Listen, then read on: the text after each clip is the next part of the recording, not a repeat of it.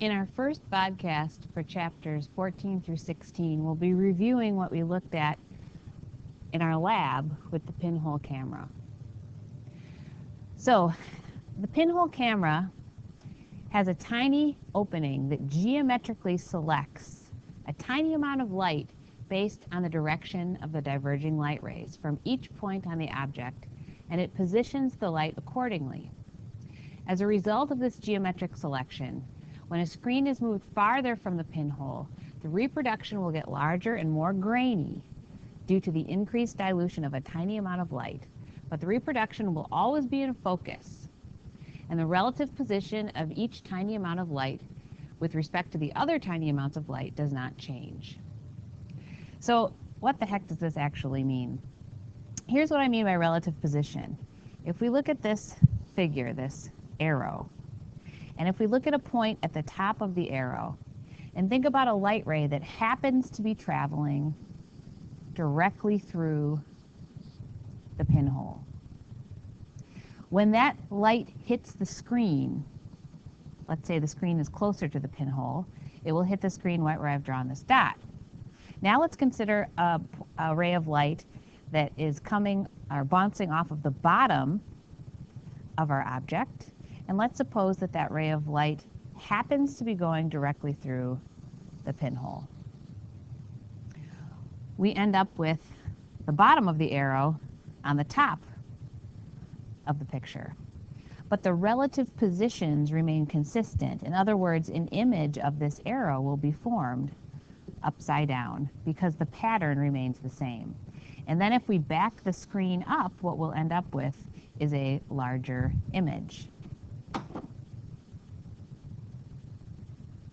So here are two more diagrams. The first diagram is of a screen that's a bit closer, and the next is a diagram of a screen that is, the first one is a diagram of a situation where the object and the image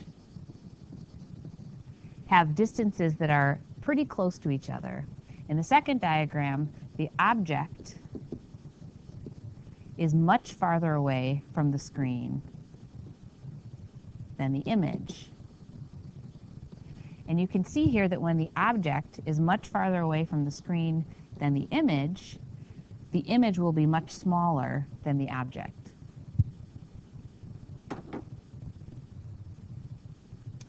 So just a reminder that in the lab, what you did was you looked at image of an arrow, and that arrow was upside down to begin with. And you looked at it through tiny pinholes in this cardboard box. So we shut off all the lights, we turned on the image of an arrow, and we looked at it through the pinholes in this cardboard box. Then we took a look at what happens if the size of the pinhole is increased. If the size of the pinhole is increased, we will see brighter but out of focus reproductions. This is because more light is coming through the pinhole.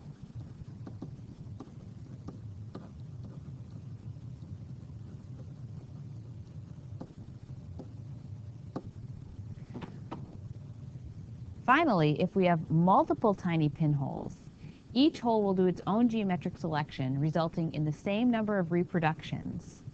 And reproductions is another word for image. So the same number of images as there are pinholes. So here in our screen, we have 2 pinholes,